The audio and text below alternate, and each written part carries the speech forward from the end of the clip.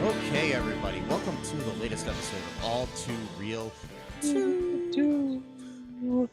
My name is Michael E. Cullen II, and with me, as always, via the interwebs this time, is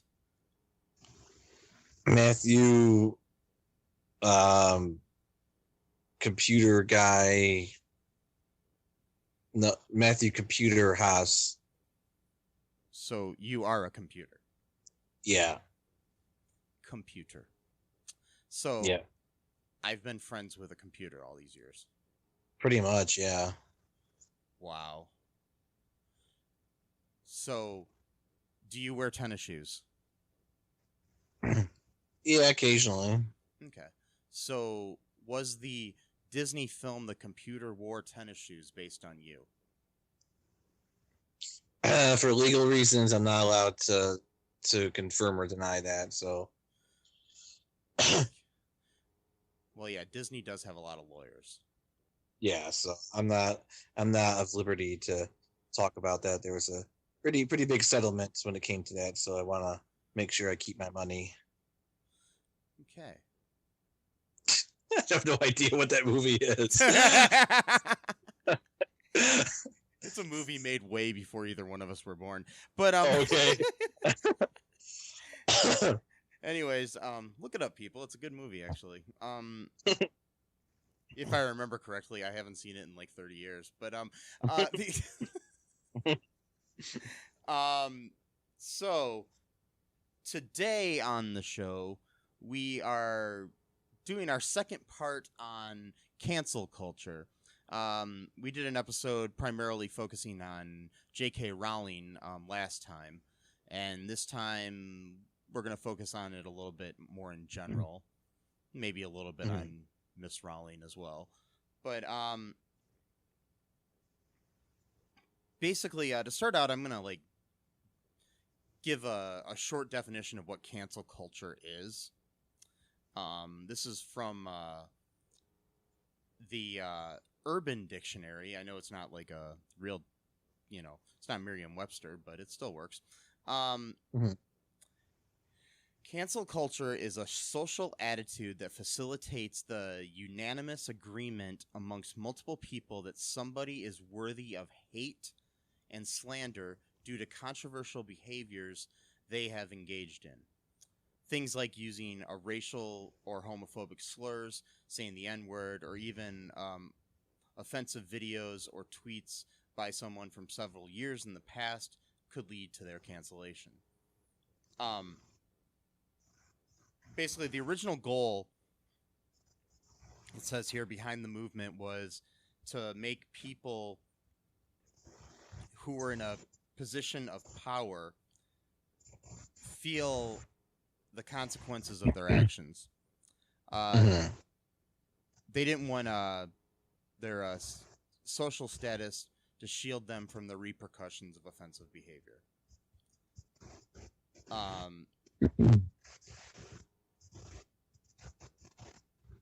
Basically, and sometimes it is used in nefarious ways to try to cancel somebody that doesn't deserve it as well. Yeah. So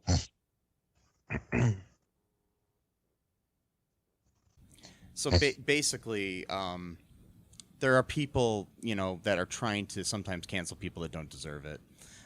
But there's also, legitimate reasons that people should be quote unquote canceled. Even though I don't like that word for some reason. I don't like I get the meaning behind it and why it's what they call this. But I mean, most of the time, I think it's just it's not as fun to say something like, people are being held accountable for the ramifications of what they've done. Right. Yeah. Plus, too, a lot of I think the people who coined the term cancel culture are the people who are the quote victims of cancel culture. So of course they're gonna have like an axe to grind and describe it in the most ungraceful terms because they're the ones that are, it's kind of like the people who, coined the term social justice warrior. It's not the actual people who are called social justice warriors who call themselves that. It's the people who don't like them who call them that. You know what I mean? So yeah, it becomes a negative term. Right.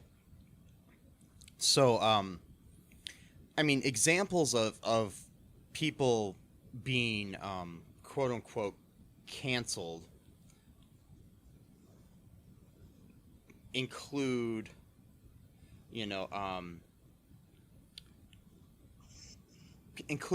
people like R. Kelly, for example. He, it's like people want to like do things like boycott his music and things of that nature, because of the things that he has done, where he had allegedly, I just want to say allegedly so nobody tries to kill me, the Or sue. yeah, or sue me, or both, who knows. They he's practiced predatory behavior and supposedly pedophilia, and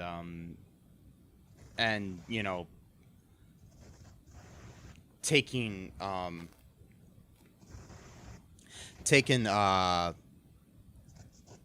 women like hostage, basically, and stuff like that, or not hostage, but hold them. What was the word I was looking for? Like held them prisoner, basically. Yeah. Yeah, and basically almost started like a cult. Yeah. So in something like that, it might be a good thing not to allow that person to release more music. Just saying, that's an example. Yeah.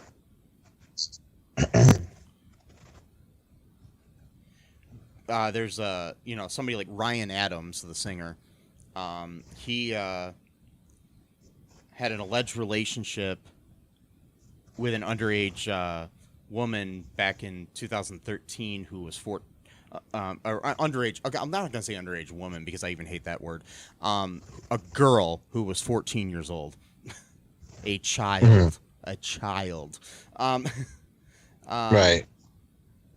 And so then certain things happened to him where he wasn't able to release music and stuff like that, which was quote unquote cancel culture. There's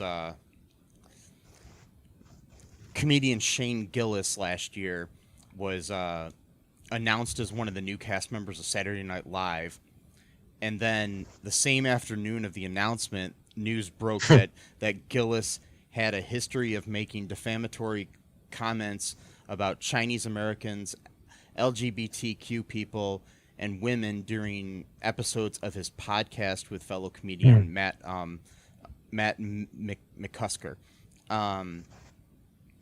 called Matt and Shane's Secret Podcast. SNL decided to fire Gillis before the season even began, saying we are not aware of his we were not aware of his prior remarks that have surfaced over the past few days. The language he used is offensive, hurtful, and unacceptable. We're sorry that we did not see these clips earlier and that our vetting process was not up to our standard. Some comedians defended him, saying that he, had a right to his free speech and everything, which he does. He can say whatever the hell he wants.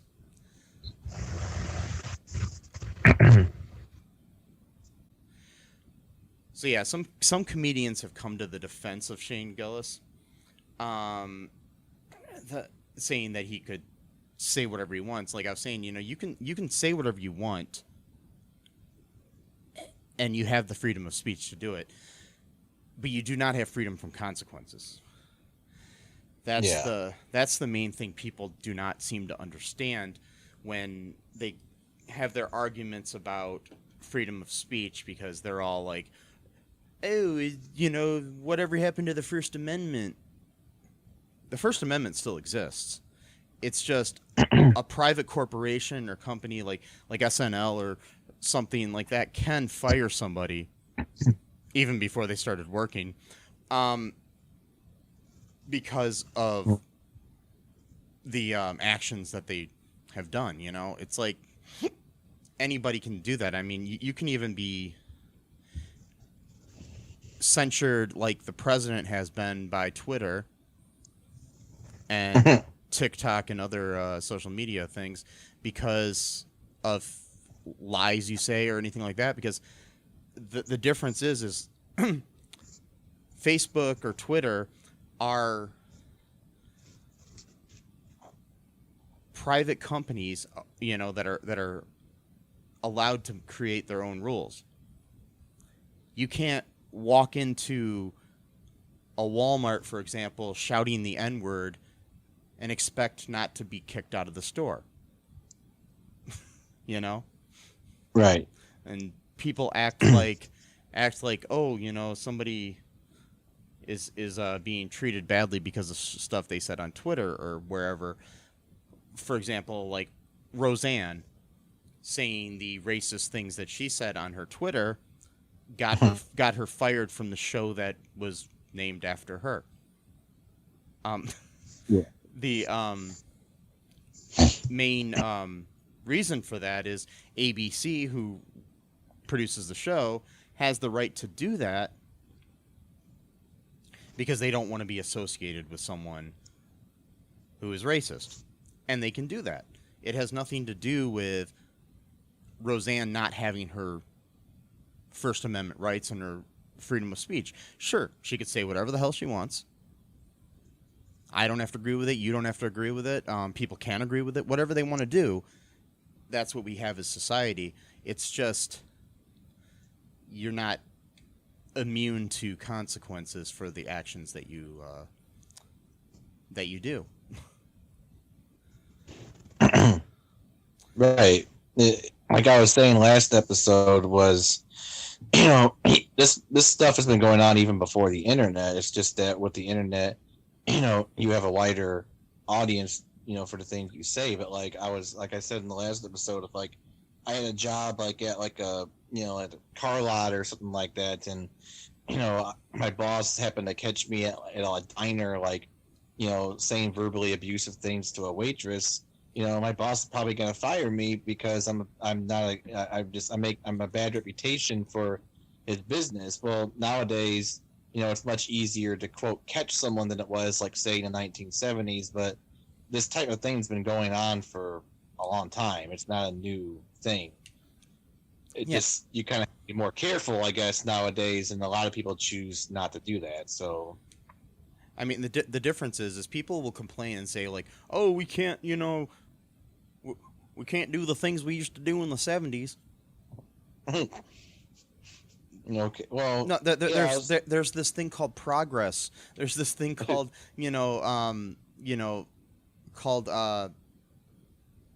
progressive actions in the world and everything. I mean, in the 60s, we had a civil rights movement because people couldn't do things. We had a women's liberation movement because women couldn't do things. Just because things were different in the past doesn't mean that we have to continue to keep doing that, because society is different now than it was then. And if you can't keep up with the times as like say a comedian like Shane Gillis or something like that, and say, "Oh, I'm being censored because of that's not how Shane Gillis sounds, but I'm just saying. But I'm being censored or whatever, or being upset about it. I mean, with all due respect to him, I think he actually took things in stride and accepted his fate. He didn't lash out afterwards. I don't want to, Right. totally slander Shane Gillis for one reason. I mean, he said racist and homophobic shit, but still, I just don't want to, stoop to his level. But basically, people we'll just say generic person, says something on Twitter, gets fired from a TV show or a movie, or their music isn't, their music company, cuts ties with them or whatever. It's the consequences of what you do. And people are like, well, in the past, this didn't happen to people. Well, in the past, a lot of things didn't happen.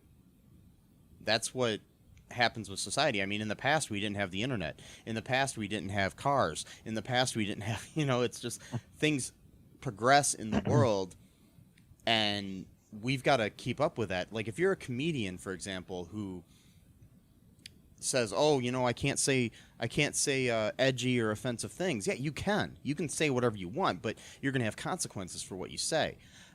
The main thing is like people will say, "Well, George Carlin said this. George Carlin said that." George Carlin also said things that said basically that you can say everything you want. But when he was talking about, he talked about somebody a contemporary at the time, Andrew Dice Clay. He said basically, he was saying something, I'm just paraphrasing here because I remember reading this quote a while ago, that basically what Andrew Dice Clay does is push down on people below him. Sometimes. Like women and minorities and things of that nature. He pushes down on them, people that are below him in society, whereas George Carlin pushed up at the government and other people like that. It wasn't. There's a difference there when it comes to that type of humor, and he was basically saying that what Dice Clay was doing was bullying, whereas it wasn't edgy humor, Mm-hmm. I don't know. So basically, I mean, those are some of my thoughts here right now off the top of my head on cancel culture. I don't know. What do you got going on in your head there, Matt? Well, I got a lot because it's a pretty nuanced conversation, and I got a lot of different, just a lot of different interpretations of stuff. Like I was saying earlier, I think the term cancel culture depends how I feel about it depends on who's using the term and for what purpose, and I think that changes a lot of how I feel about it. So, for example, if J.K. Rowling is claiming that she's being canceled because people are criticizing the words that she says, that's not really. I mean, you've expressed some ideas into the marketplace of ideas, and other people are responding to said marketplace of ideas. So it's not. There's no canceling going on. It's functioning as it's supposed to function, i.e., as a marketplace of ideas. If she's trying to say that she wants to corner the market and not have a free market and have a sort of planned economy of ideas, well, then that's not really free speech. That's a sort of Soviet Union type of planned economy when it comes to ideas, where she wants to say what she wants to say and other people get to agree with it. That's not really free speech. Sorry. So, and also too, just if a lot of people disagree with you all at once, that does not also mean you're being canceled. It just means a lot of people happen to disagree with you. Is you're the one that decided to have a controversial opinion. Well, that's one of the consequences of having a controversial opinion, is that you're going to have a lot of people who don't agree with you. So it's really no way of getting around that. So if she's saying something like that, I don't really call that cancel culture. But like, I do think it's interesting in the sense that, and I noticed this too, just in the political environment, like in like the more extreme you go, like in right wing and left wing, is that it's almost kind of the opposite of like religion, for example. example. So like religion basically teaches like if you sinned in the past, you come to God or whatever, or not necessarily God, but it's like you come to like your spirituality, like you're forgiven for what you did in the past. Whereas so there's not the concept of like eternal guilt, like you did bad things and you want to rectify your behavior, you want to do better, you're forgiven for those actions, and you'll still have to try to make basically right the wrongs or whatever, but it's not your guilt's not going to be just attached to you for forever. Whereas it does seem like with people like on the very, very far ends of the left wing, and I'm not talking about liberals I'm talking about like really, really far hardcore left wing, there does seem to be this attitude that like you are forever like guilty, like there is no way to redeem yourself, and I do think that is very harmful psychologically, my opinion. Yeah, I mean the thing is, there's a difference between somebody like if I were to say something offensive, me or a celebrity or whoever says something offensive on Twitter, maybe years ago or something like that, or okay, so for example, James Gunn was quote unquote canceled because of things he said on Twitter, 8, 10, 12 years ago or whatever, and then actually lost his job at Marvel because of it. He got it back, and then people are like, well, that isn't fair that he got his job back or whatever, that are very cancel culture, strong people. The thing is he apologized for what he said, explained why he said it at the time, and has grown and changed since then. Mm-hmm. Whereas, for example, Kevin Hart had said, quote unquote, well, I'm paraphrasing, so maybe not quote, but he basically said that he would want to kill his son if he was gay years ago on Twitter. Same sort of thing, saying something bad on Twitter years ago. That lost him his hosting gig of the Oscars a year or so ago. The Oscars and people asked him to apologize, and he refused to. Mm-hmm. Whereas James Gunn apologized. There's a difference between those two scenarios. Neither one of them have lost or were quote unquote canceled either, because both of them still have successful careers. Even James Gunn, if he would have not apologized, before he fully apologized and explained everything, he was already hired by DC to direct the next Suicide Squad movie. Right. So it wasn't killing his career. There's a difference between somebody like Kevin Hart and James Gunn when they say something, or somebody who said something years ago and maybe it comes up and they lose their job at Walmart or something. Right.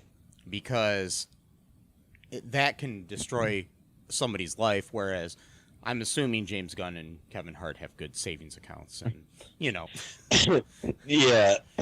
Yeah, that's a really good point. Mm-hmm. That's why I think a lot of this stuff is really interesting. I mean, it kind of reminds me of the people, who defend like billionaires when like they have like maybe $5 in their savings account. It's like you're going to battle for people who already have it made. Like they're living in castles, you're living in like a hut. Like work on yourself. People don't need defending. Or the people who complain and say, well, the people on welfare are taking all my money. No, the big corporations are taking all your fucking money and not paying taxes on shit. The Jeff Bezos, the Jeff Bezoses of the world are taking all your money and then not paying taxes. Right. And plus, too, with the But then whole again, I cancel belong to culture Amazon thing, Prime, so whatever. Okay. right. Well, I do too. Well, I did. Never mind. Yeah. I did, but for like 2-3 years. But also too, here's another aspect of this cancel culture thing, because it is a really nuanced conversation. But there is the other aspect that there's not a better business than decrying the so-called curtailment of freedom of speech. Like if you go on YouTube, all of these people on YouTube are like, free speech is dying, and it's like there's hundreds of these guys saying this stuff. Okay, how is it dying if you all got YouTube channels and you're raking in hundreds of thousands of views on every single one of your videos? That's a really weird way of dying. Like, Yeah, I mean, the people. I love the people that go on Facebook and complain about how freedom of speech doesn't exist anymore. As well, it's the same sort of thing. It's like you're on a platform right now where people can read what you're saying, aren't you? If freedom of speech was gone, you would, not be able to post that on Facebook, or freedom of speech was gone, you couldn't say it in your living room, or wherever. That's what it comes down to. It's whether or not you. That's what freedom of speech really literally means. It's that the government can't, censor you. Like, you can't get arrested. You can't get thrown in jail. That's what freedom of speech means. It doesn't mean that you're. I mean, like one of my friends, when he was going to be a truck driver for a while, and he decided not to do it, but he was doing it for a little bit. And the company that hired him was a Mormon-owned company, and one of their policies was that you could not drink alcohol at all. Not just when you're not on the job, even on your days off, you were not allowed to drink, and that they could at any moment test you for alcohol if they wanted to. I mean, it doesn't mean that they would, but that was part of the contract, that if they wanted to, and technically, they have the right to do that, which is interesting because I don't really hear very much from the cancel culture crowd that talks about stuff like that as that being the problem, basically saying that, companies literally controlling your life even outside of, your working hours. They don't talk about that, but they talk about it whenever someone says really like right-wing or like offensive things, and then people react to that, then suddenly it's the worst thing in the world. So it's just very interesting of like where their priorities are, because it doesn't seem like they care. And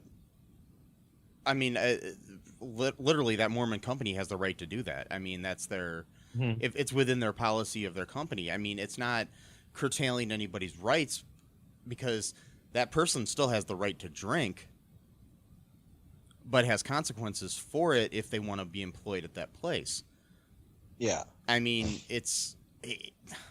I'm not saying that that's always right, but it's just, that's within the law. It's, and I mean, I don't agree with it necessarily, but I'm just saying that it's, if you sign up for that job and that, you have the right to say, well, maybe I want to drink, so I probably shouldn't apply for this company. Yeah. That's the difference. I mean, it's not like they're going to be able to check all the time to make sure you didn't drink, but still, No. But it's not going to do it all the time. Yeah. Well, it's like, I mean, there are within companies like that I've worked for, with the health insurance that the companies give you, you can get better deals on health insurance if you don't smoke. Yeah. It's just basically within the laws of that company. It's not, because they don't want to insure somebody that might, die of lung cancer or something. It's just, within the rights of that company. Do you want to take a quick break here, Matt, and then we'll come back here?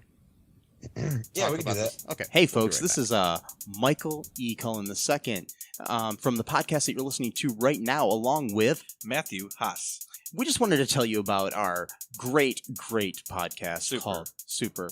It's called All2Real. And on that show, what do we do, Matt?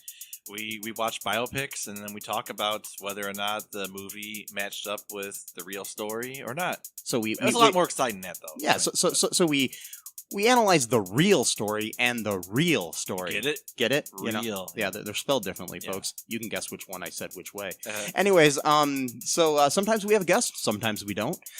But we talk about great movies like Shattered Glass and Yes. The Social Network and Futile and Stupid Gesture, among others. Those are some of the ones that we've covered so far, and we're going to cover a lot more. So please subscribe on Stitcher, Apple Podcasts, Google Podcasts, wherever you find your great, fun podcasts. And be sure to share it with your friends. Do it. Do it. Do it. And make sure you're not afraid to get all Too real. Bye-bye. And we are back. Welcome. Look. My name is Mike. This is the cool sounds of All2ReelToo. I hope you're enjoying it. I know I am. How about you, Matthew?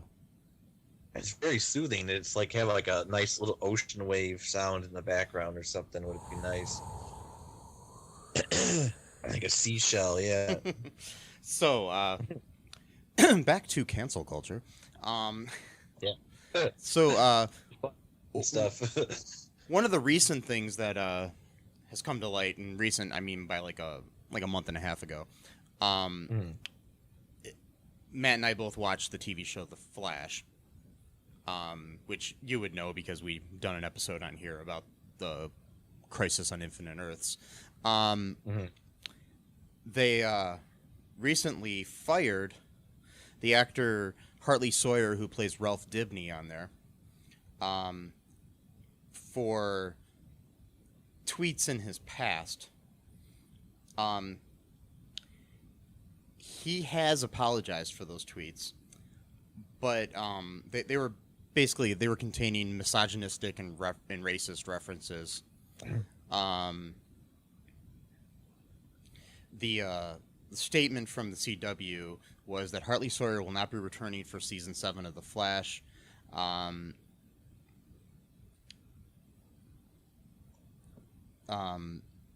Eric Wallace, the showrunner of the show, said, in regards to Mr. Sawyer's posts on social media, we do not tolerate derogatory remarks that target any race, ethnicity, national origin, gender, or sexual orientation. Such remarks are antithetical to our values and our policies, which strive to evolve to promote a safe, inclusive, and productive environment for our workforce.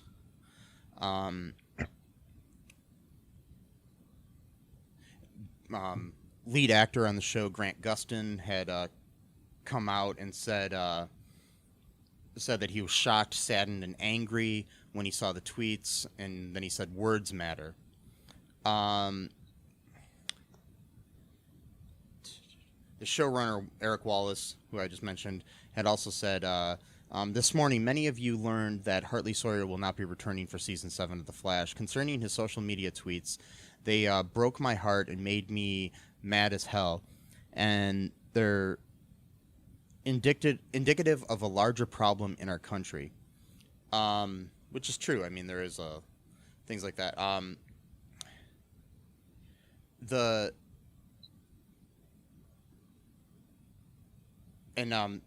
Last week, or not last week, but as this was written too, there was also other things like, we've mentioned before about Kevin Hart and then Shane Gillis and Roseanne and other people that have been fired or censured for their actions or whatever. Dick Wolf, the producer of Law & Order SVU, had already fired one of the writers for the new spin-off they were making for Christopher Maloney's character. This guy, Craig Gore, for he had posted a photo of himself on social media holding a weapon and threatening to light up looters if they came near his property. So basically, words and actions matter. With regards to Harley Sawyer, he did come out and apologize, which, like I said, the difference between James Gunn and Kevin Hart is that Kevin Hart did not apologize, whereas James Gunn did. In this situation, it was kind of like hard for me to understand exactly why he apologized, and it was understandable. But the problem with it is that I've read elsewhere that there were other issues on set with Harley Sawyer, allegedly. Okay. Yeah. So, and in my opinion, if somebody like the stars of the show all come out in support of this firing, it makes you think that there was probably something else going on the set. I mean, mind you, I'm pissed that Ralph Dibny's not going to be on the show anymore, at least not in that form. If they do decide to recast or not recast or just write the character off, whatever they do. I did like Hartley Sawyer as an actor. I do like Hartley Sawyer as an actor. I don't think it's going to completely destroy his career by any means, either. The guy, it might for a little bit, but he's apologized. Hopefully, for his sake, things get better. He realizes what he did was wrong, and his life will go on. I mean, sure, it sucks that he's not on the show anymore. It sucks that he lost his job. But like I said, in my main issue with the whole thing, though, too, is I guess it's just now these TV shows need to do a lot more better vetting for their actors before they hire them. Yeah. Before they hire them, and then us fans get attached to these people. Because that was something that they should have noticed or looked into before hiring Hartley, I mean, it's not hard. I mean, I don't know. 'Cause I barely use Twitter, but I'm pretty sure there's, like when you go online, you go find, like, I'm pretty sure if you went on someone's page and you just typed in, like, find this word, and then it just will find, like, any of the tweets that feature that word. I mean, it's not difficult. I'm sure there's software that'll do that too. But I mean, the thing is it might not come up too if you don't use those certain words. You can still say something offensive without using certain words. But still, I mean, even if somebody's posting thousands of posts, and I'm not saying that, I guess, they need to start hiring people or having interns on their staff, maybe comb social media before they hire somebody. Yeah. And I mean, if nothing else, if they want to have them comb the social media and they come across something and they want to address it with the actor, and the actor can delete the posts, unlike what Hartley Sawyer didn't do. Right. That's the other thing. Is my thing is if it comes to light, because the thing is, once it's on the internet, it's on the internet. It's, even if you delete it. Yeah. Because you can always find it somehow. But the thing is like, my problem is when these people, I know that, I guess you're not always thinking about stuff you posted 10 years ago or 5 years ago or 2 years ago or whatever.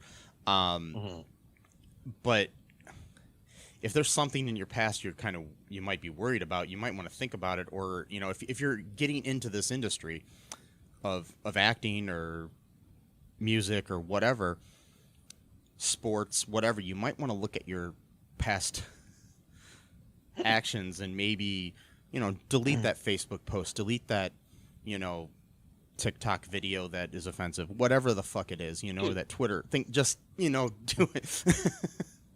To be honest, I mean, it doesn't excuse the tweets, but to be honest, when I read a lot of those tweets, especially a lot of them seemed like they were like at like 2 or 3 in the morning.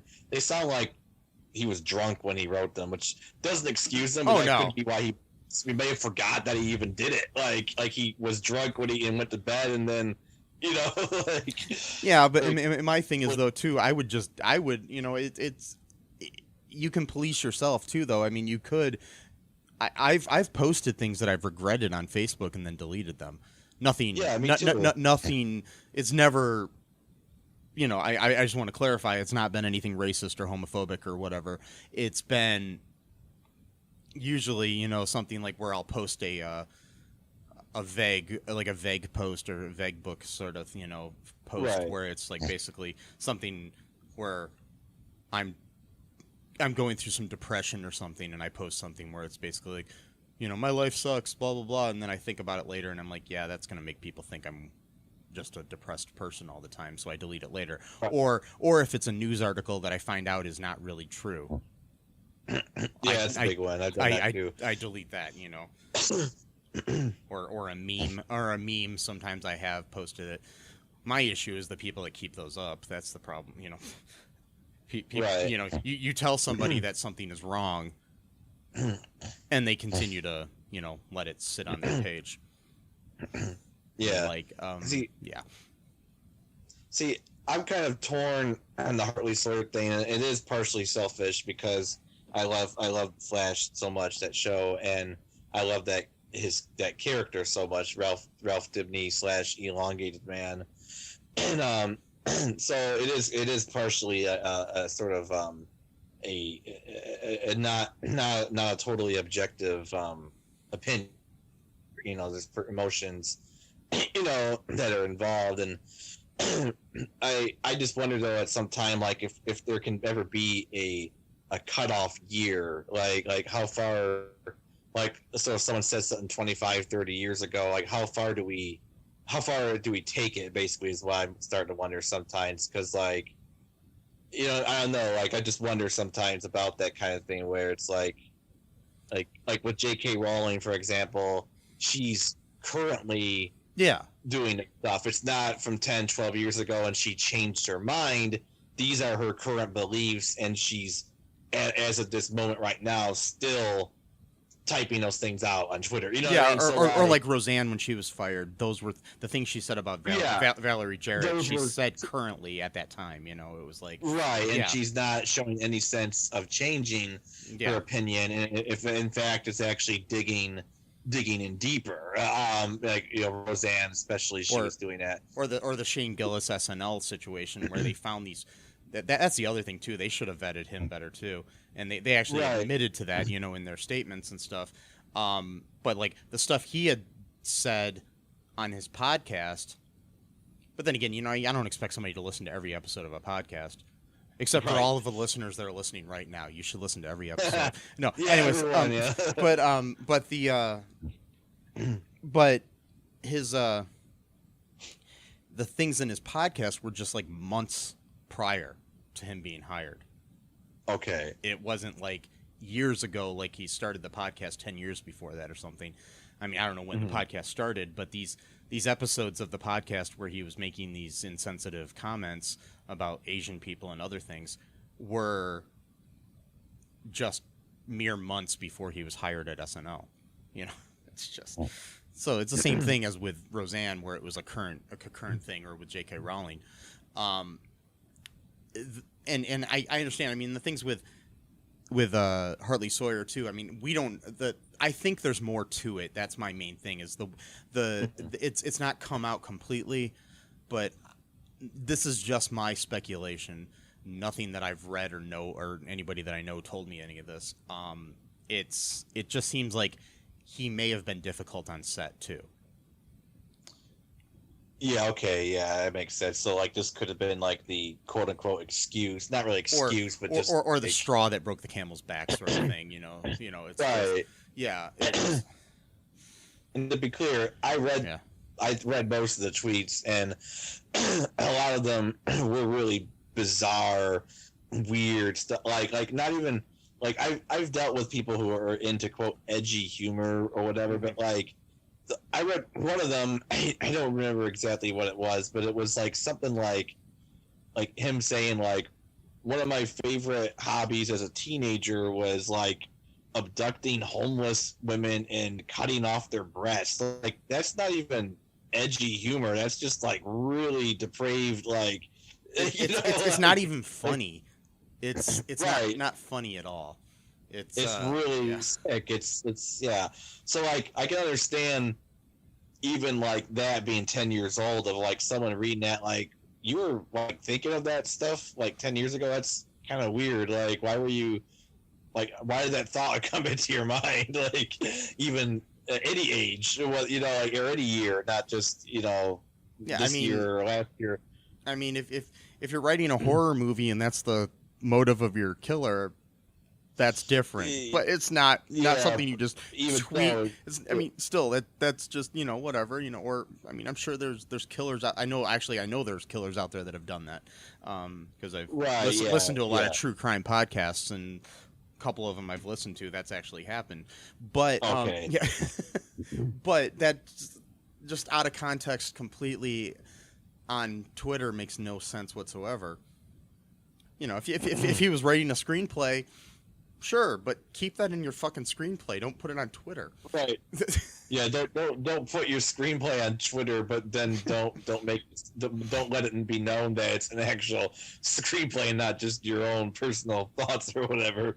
And you see, like the thing is, like with stand-up comics, for example, too, a lot of them now are testing out material on Twitter. Whereas before they would test it out in the club. And so sometimes things aren't completely fleshed out, so they're not going to be funny. He's not a stand-up either, so I'm not, saying that, but like, somebody like a random stand-up might just post something funny that comes to their head on Twitter or Facebook and get, try to get the responses from it to see if it works, and then they'll add it to their routine. But that's kind of dangerous in my opinion. Well, because voice. Yeah. you don't have tone, right? Because you don't know that they're joking.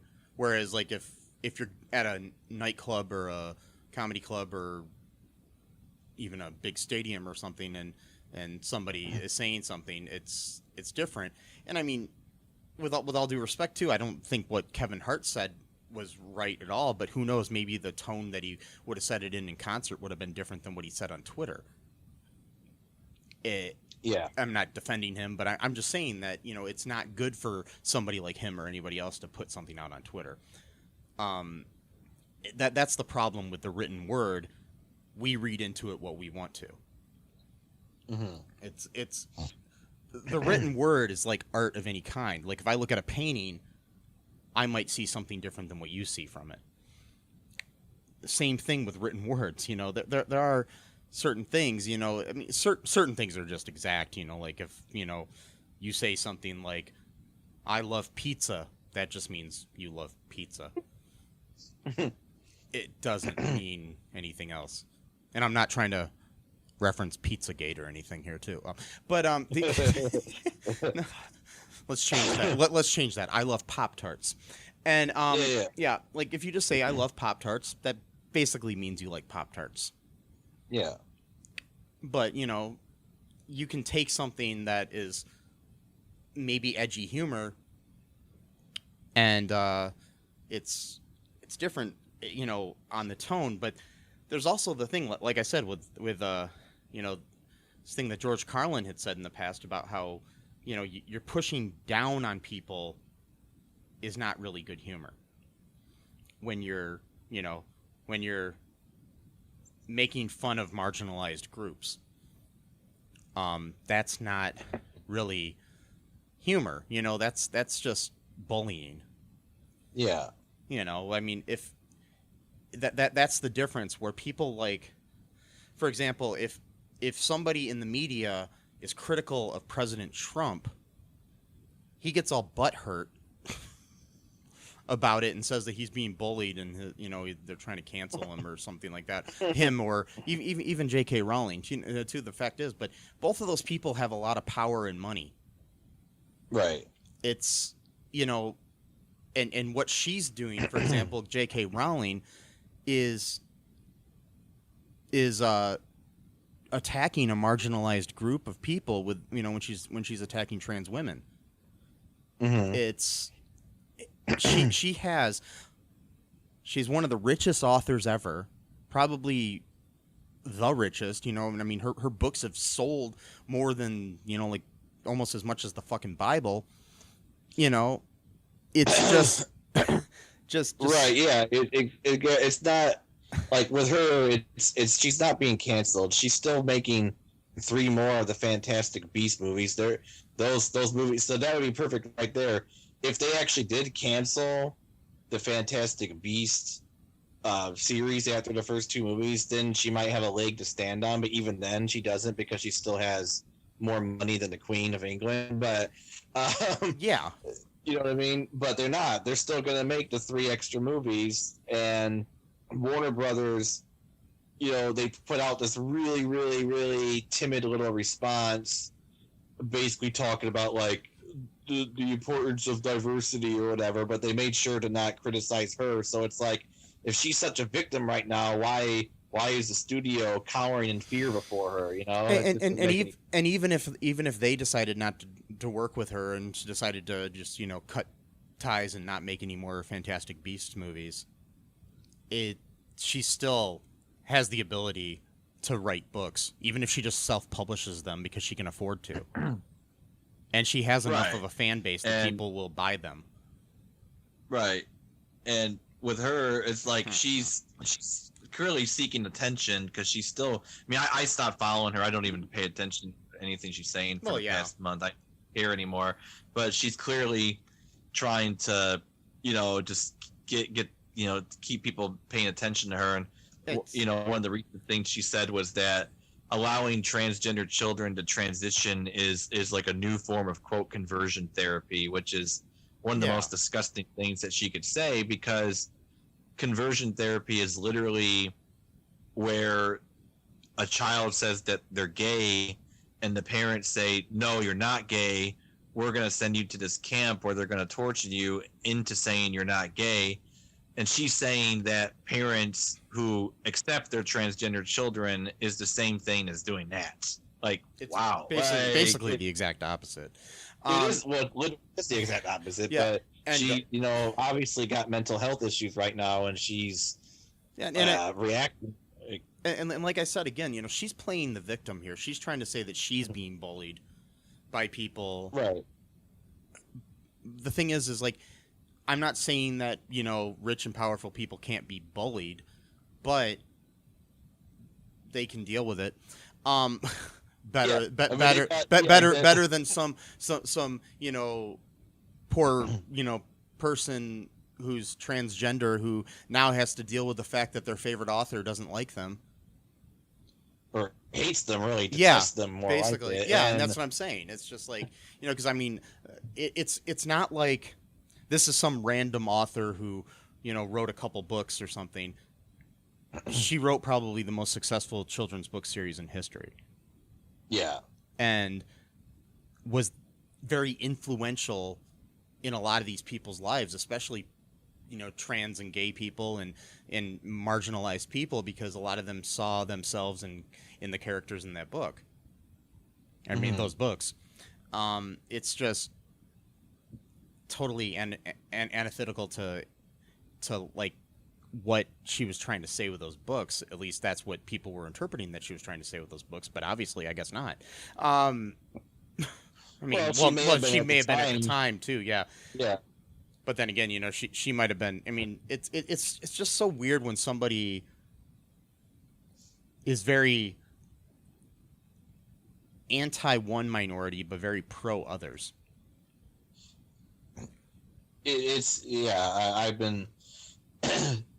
I've been dealing with that with a friend of mine, you know, and they very much agree with J.K. Rowling, and I was just sitting there flabbergasted, like, how, like, could you believe these things? Like, I mean, it's like, these are people that are already, like, being marginalized by society, and you're just like kicking them on the ground. Like, how can you do that? It just, I don't think I'll ever understand it, to be honest. No, I mean, and it's just like the whole thing is like, people need to look at this, in my opinion, like they did, like like that famous poem or whatever it was, where they came for the Jews, and I because I wasn't Jew, I didn't, I'm paraphrasing whatever it is, but you know the poem I'm talking about, Yeah, where, I do. Yeah. where they they came for so and so, and they came for so and so, and I did nothing, but then they came for me. Mm-hmm. It's like you can't. It's like you either love humanity or you don't. Yeah. And you need to support people of all groups of minorities and stuff like that. I mean, you can't look at one group as being superior to another, because we're all God's creatures. If you believe in God, we're all humans. If you don't believe in God, we're all part of the same earth. Whether you think the earth is round or flat, we're still in the same earth. And I just want to, emphasize that whatever, if there's some flat earthers out there listening to our podcast, more power to you. I mean, I think you're wrong, but whatever. I'm not trying to belittle you, and I'm not going to marginalize you, whatever. It's just so, I don't know, frustrating. Do you want to take a break here, Matt? I think I need a breather here. You're good. Yeah, we're going to take a break. We'll be right back, folks. Hi, folks. This is Michael E. Cullen II from the podcast that you're listening to right now, along with manager Matthew Haas. You got promoted? Yes. Damn it. Okay, anyways, folks, do you like the show Superstore? I don't know. I asked the folks and nobody's answering me. Because they're not here. Oh, but we love damn it. Yeah, we love it, though. Okay, folks, if you like it as much as we do, you're really going to like the Super Story podcast, which is a podcast where Matthew and I go episode by episode and give our little opinions and thoughts on it. Sometimes we have guests, sometimes we don't. Just depends on how we're feeling. Yeah. And, so if you like this podcast and like our little crazy banter, then you should definitely check this out. Or I might get sad. And when I get sad, it gets pretty sad. yeah, So I can't deal with him when he's sad. no one can really. So Yeah. So check out Super Story Podcast right here where you get this podcast, Super Story Podcast. And we are back. How are you, Matthew? I'm doing good. That is good. And you're listening to the smooth sounds of All2ReelToo, where today we are talking about cancel culture. Very soothing. A soothing topic that'll just help you sleep well at night and live well. Wait, no. Okay, anyways, Yeah. so there's a lot we could say about this, and we may, revisit this in the future. It's just it's deep. I have so much to say, and there's so many more examples of cancel culture, both good and bad. But the main thing the main takeaway I have here is, like, basically, if I don't really believe in cancel culture. I think it's basically consequence culture. If because there's a difference between somebody like a marginalized group being bullied, like we were talking about with J.K. Rowling and other people. That is just bigotry. Whereas cancel culture, when people try to play the victim for something that they did, I just don't get it. It's like there's a lot of people out there who will say things and then be like, well, what about my First Amendment rights? And, I'm allowed to say whatever I want. Yeah, you're allowed to say whatever you want. But like I've said time and time again on this podcast here, there's consequences for your actions. Just like anything else you do in life, you stab somebody, you're going to go to jail. You say something bad, people might not like it. And then there's people that are trying to call everything cancel culture, like, oh, the Washington Redskins are changing their name, that's cancel culture. Right. No, that's called progression. And the thing is, they've been petitioning them for decades now. It's not like it's been some new thing. Like, they've been constantly for 10, 20 years trying to get them to change the name. It's not all of a sudden, And it's like, why are people so upset about Aunt Jemima? my syrup lady's gone. It's like I don't know. I won't be able to have this fake syrup on my pancakes anymore because it doesn't have a black lady on it anymore. Mrs. Butterworth. Sorry, I got I got it wrong. Yeah, Mrs. Butter. Yes, they got and plus she ain't really black. She's clear. I mean, Mrs. Butterworth is, yeah, but Aunt Jemima, she's that black lady on the pancake box and the in the stuff. She's a nice old black lady, and no. She's a racial stereotype. The aunt, the term aunt and uncle, like on Uncle Ben, is aunt and uncle is what they would call former slaves and current slaves, so they didn't have to call them Mr. and Mrs. or Mr. and Miss, because they refused to call them that because they thought of them as lower class people or not even people sometimes. Right. And also too, a little bit of self-deception. By calling them aunt, uncle, they could tell themselves that, oh, well, I'm a nice person. I call them aunt, uncle, therefore I'm not a racist. So it's a little bit of both, And I mean, it's the thing. Like I'm not 100% sure on this, but like a lot of African American people I know, when they refer to someone older than them, they will call them Mr. or Mrs. Like it'll be like Mr. Matt. Mr. Matthew, Mr. Mike, or I've noticed that a lot, and I think that has a lot to do with the fact that they're trying to emphasize the fact that they don't want to be called aunt and uncle. Right. It's, I mean, if anybody has any information about that, I don't know for sure, but I've just noticed that a lot, and I've never thought about it until this whole Aunt Jemima thing came to light. And I read more about it, and it's just weird that was what made me think of it. Well, it is interesting, because you got the only two black, mascots. The only word I could think of for those products, called Uncle and Aunt. But like for example, Mr. Clean's called Mr. Clean, not Uncle Clean. Yeah, that's true. So. and he's a I don't know.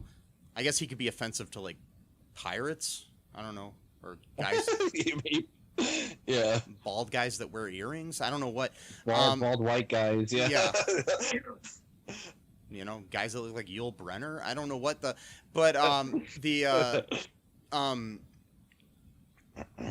it's different. I mean, and people don't seem to understand it. It's just like, and the people that are getting so, they're like, oh well, Aunt Jemima was a real woman. No, she wasn't. She wasn't real. She was a caricature from a minstrel show. So was Uncle Ben, and so it's like it's like the whole thing too is like people are upset. Well, they're changing my Splash Mountain to that black princess lady. Change my Splash. Yeah, Splash Mountain comes from. Super Common Brothers has a great video about that. Like, I've seen it. Even get made because it's like it has almost nothing to do with the actual movie itself that it came from. Well, actually, I know why it was made. Okay. Here's the thing. I think it was stupid that they chose. There was other movies they could have chosen at the time. Okay, so there was this. This is a little aside here, folks. Just some information that you might if you like Disney at all. Okay, so there was this ride at Disneyland called America Sings. It's not like it was like more like a show or whatever with animatronic animals going through the history of the United States. And these characters were designed in the similar style or by the same artist who designed the characters from Song of the South. And but there's no connection whatsoever to it. So that ride was closing to be replaced by something. And they had all these extra animatronics, and they needed something to do with them. And at the same time, Tony Baxter, who designed Splash Mountain, had the idea to create a log flume ride. And they basically tasked him with the task of using those animatronics in the ride. So the closest thing he could do was add some characters from Song of the South in there for it to make sense. And I mean, I'm not. I think there's other things they could have done. I'm not trying to blame Tony Baxter. He's a genius. Look him up. He designed like half of the greatest things at Disney World ever. Anyways, he at Disney World and Disneyland and all the parks, he was tasked with it, and they needed to create this thing, so they used the characters from the animated portions of Song of the South, a movie that even at the time hadn't really been released and has never been released on video in the United States because of the bigotry associated with the Uncle Remus stories that it has. But basically, he just had to use those things, and at the same time, when that was coming out, the movie Splash was coming out. So Michael Eisner, who was the head of Disney at the time, said that they should use the word splash in it somewhere. So it subconsciously was associated with the movie Splash. If Tony Baxter would have had his way, the ride would have been more about mermaids and stuff like that than what it was. But he was forced to reuse these animatronics from America Sings. So that is why they created that. My issue with it is, okay, I understand creating that ride at Disneyland because you had to reuse those animatronics at Disneyland. There was no fucking America Sings at Disney World, and they just recreated the fucking ride there. So they had to make all new animatronics for Disney World that were based on the animatronics in the Splash Mountain at the other park. So my issue with it is why didn't you just make another log flume ride based upon some other Disney property that you have? But anyways, I digress. A lot. This comes back to they're changing my Splash Mountain. Yeah. In my... And people are like, the thing is this is something they've been planning for years to retheme it to something. They've been trying to figure out what it is. But of course, people are saying, oh, they're changing it because of the Black Lives Matter, George Floyd protests and all that stuff. They designed this over a year ago. But people are just trying to not emphasize the fact that they're racist, and they're upset that Princess Tiana from Princess and the Frog is going to be the main character in this new ride. Right. And I mean, the people that are upset about about her being in this ride for other reasons, I completely agree with, because people says that she should have just had her own ride that was designed specifically for her and not a retheme of this. But still, this is progress. It might be a little bit of progress, and people get upset. They're like, oh, on the other end too, they'll get upset about things where it's like, oh, changing Aunt Jemima or Splash Mountain or the Redskins or whatever isn't going to change the systemic racism in this country. Of course not. But should we just let those things sit there and be racist? Right. People are like, oh, they're just placating the social justice warriors. Well, yes, they are. If we feel like, oh, we've made victories because the Washington Redskins changed their name, or Splash Mountain is now going to be themed to Princess and the Frog. No. Right. If you just stop there and be like, okay, we're done. We got we got a ride at Disneyland change, so we're done. No. Yeah, our demands have been met. No. You know, things like changing the laws in this country, voting for the right people, making sure that people of color have a better chance to vote, making sure that gay and trans people have rights in this country. Things of that nature are what we have to do. Those are going to be more, are going to be better for society overall. But still, while you're living in a country where there are Confederate statues around, or racial stereotypes on pancake syrup, yeah, it probably doesn't make people feel good to see a society where it's okay for racism just to exist. Yeah. On their products or statues or theme park rides, it's pretty, yeah, it's really like that. And it's not just the United States too, like in China, they still have restaurants where it's like a blatant caricature of like a minstrel show as like the mascot the or actual, something. Yeah. or like the bill on the building. And Yeah.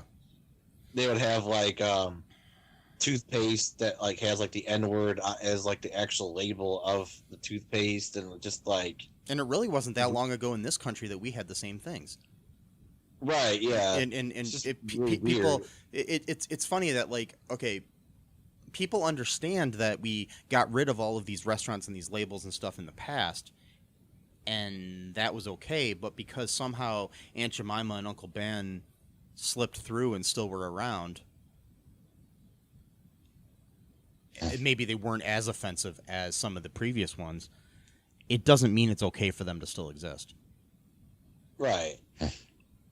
That's what it comes down to, is like, and another thing too I was going to say earlier, before I forget, is that like, I really hope that, white people, and since I'm a white person, I'm allowed to talk about other white people. No, but it's this idea that just because a black person agrees with you on something doesn't mean that you should like tout that person out to be like almost like a mascot or an extension of yourself, and hide behind that person like, oh well, a black person said it, so I'm in the clear.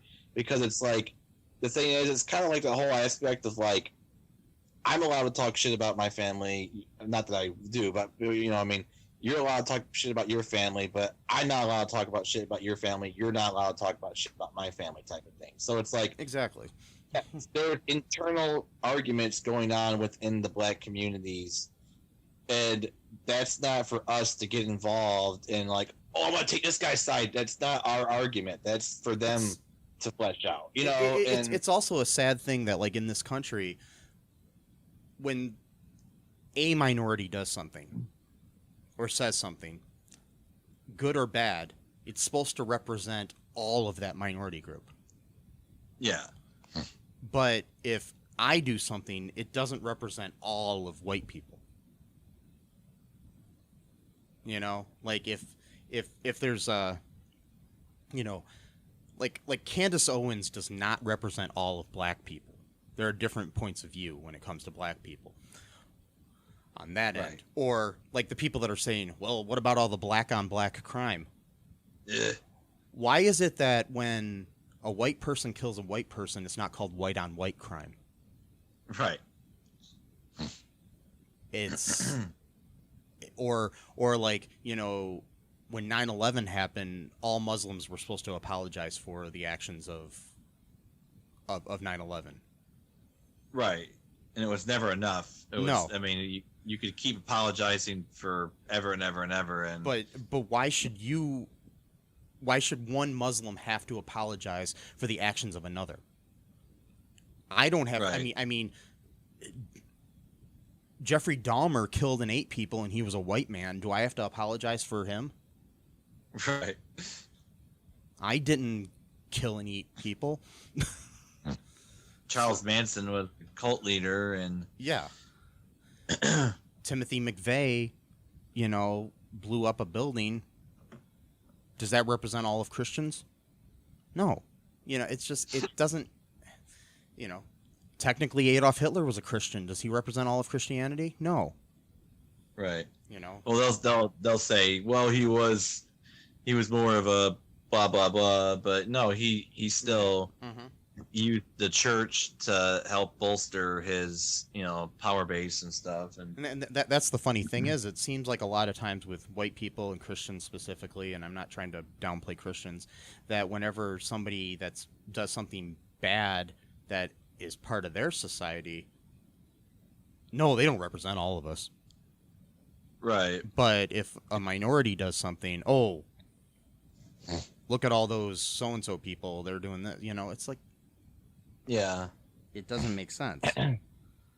And that's kind of circling back to that. That's kind of what reminds me of like all the transphobia stuff, is that there does seem to be this idea that like, because there may have been one transgender person. Again, you gotta understand that, you know, mental illness isn't always genetic. Sometimes it's environmental. So if you're part of a group that has so much stress being put upon it, that can itself manifest into like mental health issues. So that right there is already an indication that there's a problem going on. Yeah. And so, like, you know, you might get like one or two transgender people who have got mental health problems, and you know, they'll say like weird radical shit, and then you get these people like J.K. Rowling and other people, you know, that will jump on that and then be like, oh well, this, because I remember one person.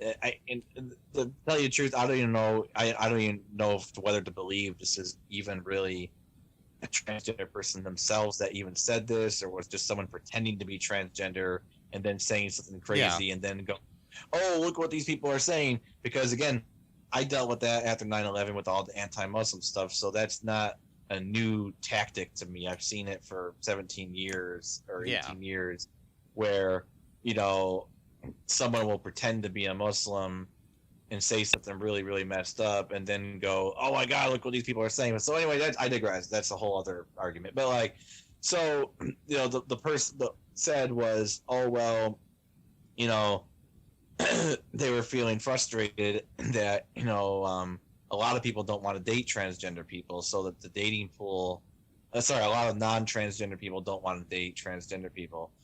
So the dating pool then becomes basically, you can only date other transgender people then, even if you want to expand. And some people are fine with only dating their own their own group. That's fine too. But some people want to have the option, at least, to not have to do that if they want to do something else. You know, so and then it became like this whole thing. Transgender people are saying that people should be forced to date transgender people. It's like, no, you're a complete fucking moron. No one is saying that. Like, and if, like, you might find one person who did say that, and that person is probably dealing with rejection or something. And so what? You're just gonna kick them while they're down? I mean, yeah, you know, and then people will use something that one person says just to further their own cause, too. I mean, whether to represent the whole cause of the thing or the whole group of people. It's like I keep seeing these posts on Facebook that say Facebook doesn't want you to say that Jesus Christ is the Son of God. Right. Like, okay. Who on Facebook said this to you? Who? Yeah. Who said that? I doubt anyone said this. Did Mark Zuckerberg tell you that you can't post that on Facebook? No. Nobody told you this. You know, no, but Facebook apparently allows you to make death threats against Muslims and commit and advocate genocide against them. That's totally fine. Yeah. But you're trying to it's basically you're creating your own thing. And like I've seen things too. It's like people will be like, well, you know, the social justice warriors want to cancel this, you know, bringing it back to cancel culture, want to cancel this TV show. No, they don't. Maybe one guy said that he didn't like the show. So you can use that as your argument to then say that, well, you know, all of them want it canceled. No, most people probably don't even give a shit about the TV show. You know what I mean? It's like nobody cares that, you know, NCIS is on TV or whatever. You know, you're trying to make a cause for something that doesn't exist. Yeah.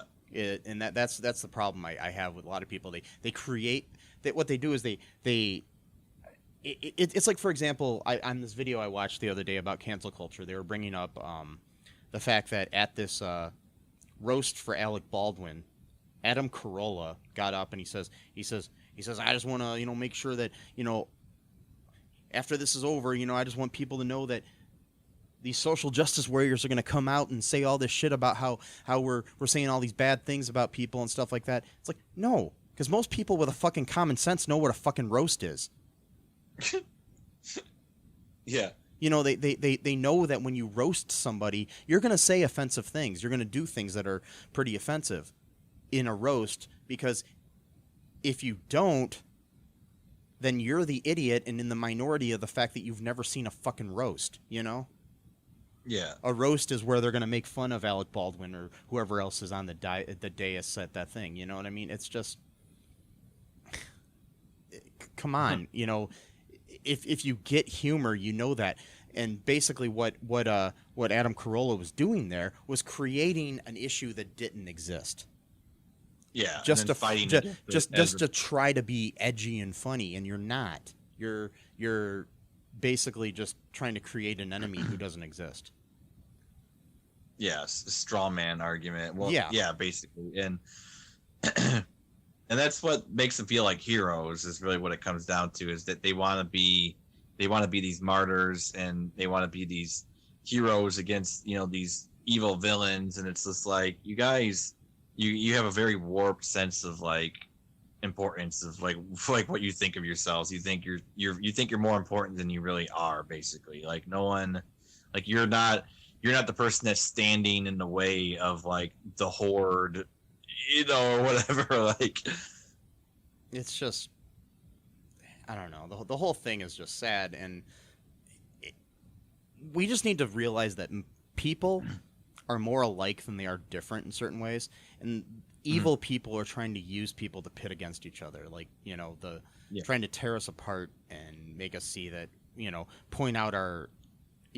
When you're pushing down on people that are minorities and try to blame them for all the issues in this country or in the world, or things of that nature, it's just, you gotta sit back, realize we all bleed red, and if we don't, we're an alien, and then fuck those aliens. I'm joking. No.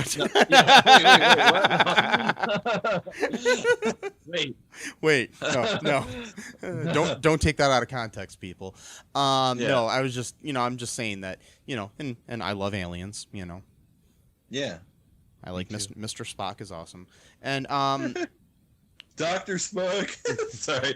That's what I was wearing a Star Trek T-shirt the other day, and my dad called me Dr. Spock, and I was like, actually, on the Starship Enterprise, McCoy was the doctor, and Spock was the. Thing is, a lot of people still to this day, it's like a never-ending thing with the whole Spock thing. Like, it's like, no, Dr. Spock was child psychologist? Yeah, he was like a baby doctor. Yeah. Okay. who wrote a bunch of books and stuff in the 70s or whatever. And so, yeah. And so that's why. Yeah. To this day, though, people will still like okay, you were forgiven for the first couple of years, but we're going on 50 years now. Like, come on. Yeah. And it's funny too. I even explained this to my dad before, and he still did it again. Maybe he knows, and he's just doing it on purpose or something. We went and watched The Wrath of Khan together and listened to William Shatner talk after it. I mean, anyways, that's a good movie. Yeah, probably the best Star Trek film out there. Anyways, that or First Contact. Anyways, so I don't know. Anything else you want to say here, Matt, before we go? This is running kind of long here. Yeah. Yeah, it's getting kind of long, but just some final thoughts I would say is just that, I do think it's a nuanced conversation. I do think that there are times where perhaps, I'm not really a big religious person, but, I do think that, one of the things religion does get right is the idea of redemption, and that it's possible to be redeemed. And I do think that sometimes in, this new culture where, because basically what happens is when justice is not served for so long, there is a tendency to we got to make up for lost time, so we're going to go scorched earth. And I understand that reaction, but at the same time, I do think that if we are going to have this idea that people are literally eternally irredeemable, I don't think that's a healthy belief in my opinion. And No. So I do think that even if you are going to quote cancel someone, you should at least in your mind leave that person open to be able to redeem themselves, and not just basically say this person is forever dead to me.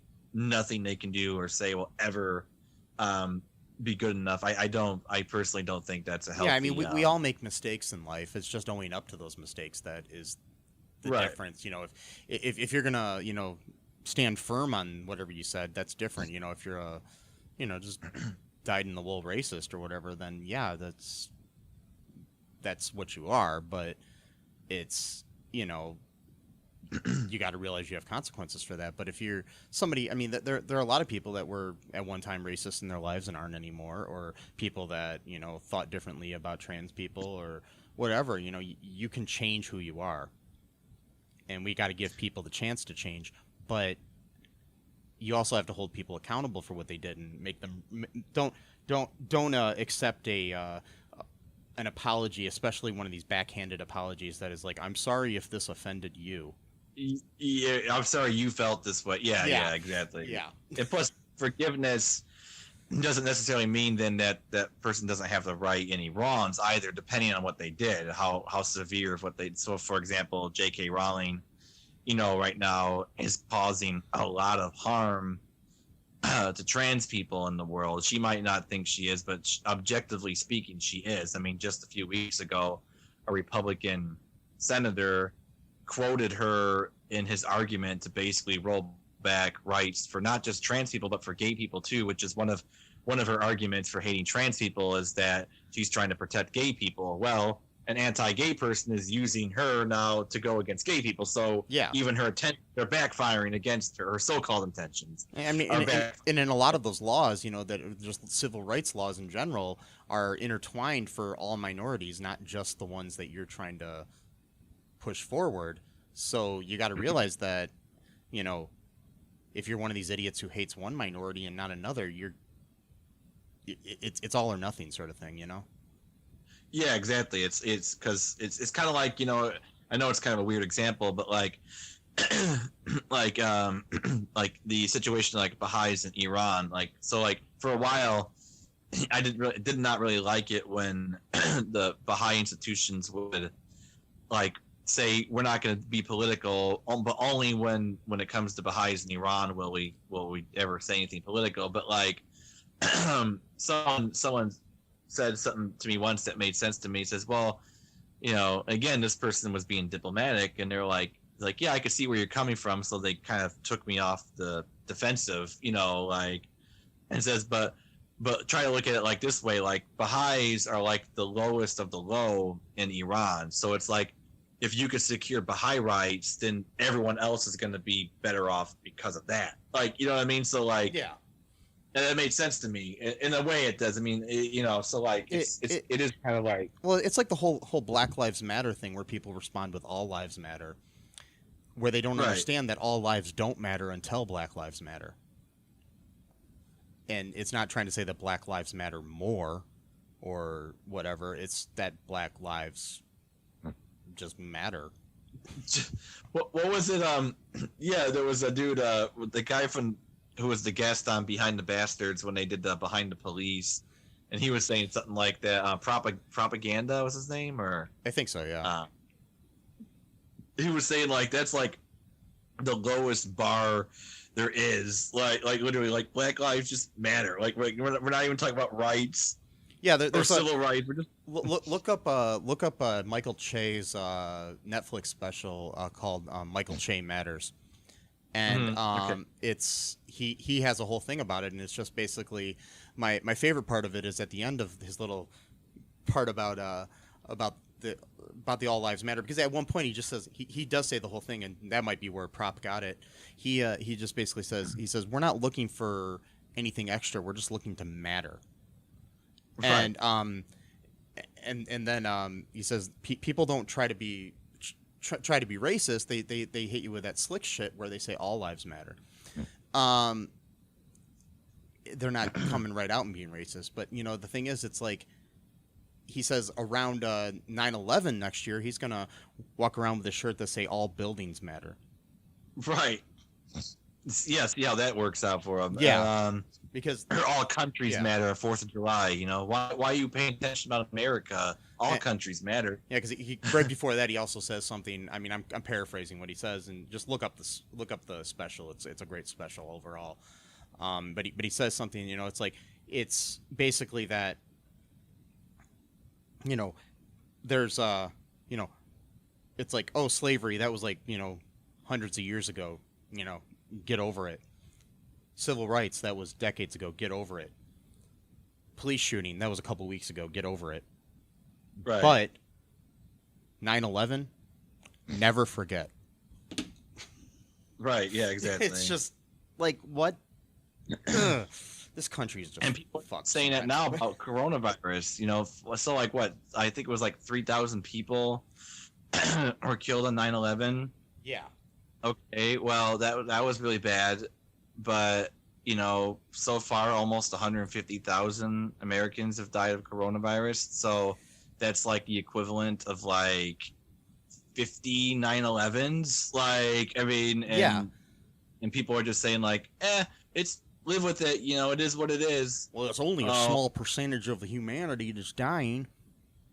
Exactly, or the country. And like I Yeah. was saying before on Facebook, I really do think that like. It would have to be a number of like 10 million people dead in America for people to really take it. But even then, you would still have the Rush Limbaughs and other people that would be like, well, that's only 3% of the population. I mean, 97% is fine. That's a huge number, you know? So, And it's like people are just still being stupid. And I mean, this is something I'm going to say to our listeners, and I don't care if this pisses them off. Wear a fucking mask. No, man, my constitution. It's just so fucking annoying. People are like, you know, it's like, okay, so this is just a diatribe here about this. You know, we're running long. We might as well run longer. Anyways, the like the other day, it was a few weeks ago on the 4th of July. I posted something that just says, "COVID isn't gone. Wear a mask." I got attacked by people saying, "You can't tell me what to do." They don't even work. And all this other shit. And so I looked at my posts on my page. Right before that, like a post or two before that, I said, "Hamilton is great. Everybody watch it." Or something of that nature. Yeah. Nobody attacked me for telling them to watch a musical. Right. So maybe I don't have as much power as they think I do. But, you know, I was just saying it'd be funny if people did attack, you know, me about the musical the way that they do about the masks. It's like, well, you know, musicals don't work. I saw an amateur musician on YouTube tell me so. Because that's basically how you sound when you tell me a mask doesn't work. Right. Because you did your own research. Because you found somebody that agreed with your fucking point of view, even though everybody else in the scientific community doesn't agree with your fucking point of view. Okay, I'm done. It's fine. You're okay, but it is interesting though because they're skeptical when it comes to actual scientists, and suddenly then they're free thinkers. But when it comes to YouTube conspiracy theorists, they believe everything else people say. So it's like, okay, so you're willing to accept blindly someone's point of view, but you're not going to accept it from experts. You're going to accept it from someone else. So it's like brainwashing is going to happen no matter what. I'm going to choose the least intelligent person to be brainwashed by, though. That's America in a nutshell. Yeah. Like, you know? But I'm the one who's a sheep. yeah, Or a sheeple. Yeah. So I don't know. Anyways, back to cancel culture. yeah, cancel culture. If I could cancel COVID, I would cancel COVID. So I think we all would. Yeah. Yeah. Except for the people that don't believe it exists. Well, yeah. The people, it's all a hoax. Yeah, tell that to my friend's dad who died from it. But anyways, Tell it to my cousin. I mean, he was already kind of sick to begin with, but COVID's what, sped it along. Yeah. Yeah. Tell that the Broadway star Nick Cordero or whatever his name. I just blanked on his name. But anyways, that died of it, and he was only in his 30s. You know, it's like, yeah, right. Had to have his leg amputated and then died. Right. And I don't know if it was from COVID or not, but there was a political guy named Michael Brooks who died a few days ago. He was only 36 years old, and his family they're not saying, but he said he died of a, quote, sudden medical issue. So I'm not sure what to be, but, I'm thinking Either way, my mind, the only thing that would be a quote sudden medical issue that would kill you would be something like that. Like, well, or it could be a heart attack or something too. It could have been something, I don't know, but Yeah, but yeah, just like a lot just of in people. fairness. Yeah, I know, because Yeah. because then people would be like, oh well, that proves my point because they're saying that anyone who died of coronavirus. That's what Yeah. makes the number so high. No, yeah. So good thought on that to get to nip that in the bud from any Yeah. idiots that would say that. But Yeah. Anyways, do you want to Anyway, anything else you want to say here before we wrap it up? I'm pretty good on canceling the cancel culture Yes. I think our show podcast. is now canceled. Wait, no, it's not. Yeah. Well, no. This episode is. Yeah. I'm gonna share. Speaking of COVID and other issues, I'm gonna share some links again in our show notes here for places you can donate money to help out people in these times where they need it. Both for COVID and helping people be able to get out there and vote. That have a hard time getting to vote, and due to both the COVID and minority issues and things of that nature. Plus, some things that'll help out Black Lives Matter. If you are against Black Lives Matter and are mad at me because I'm pro it, well, fuck you. And sorry, I'm just being honest. And it's not some Marcus conspiracies theory run by George Soros or whatever.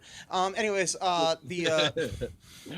yeah. So check out our this on another note. If you want to keep the show on the air, check out our Patreon. Also. Check out our TeePublic. You can get some cool T-shirts and stuff like that. And be sure to subscribe and review the show. That helps us out a lot. And if you're still listening to this hour and a half long episode that we recorded, I applaud you. Yeah. So totally. And we love you. Yes. Even if you're not listening right now, we still love you. But you're not going to hear that because you're not listening. They might pick up on it energetically, though. Oh, okay. I'll send it out into the ether. And, yes. But for now, bye-bye. Thanks for listening to All2ReelToo podcast, a Cullen Park production. Produced and edited by Michael E. Cullen II. Music by Matthew Hawes. Subscribe and share the show. Visit us at cullenpark.com.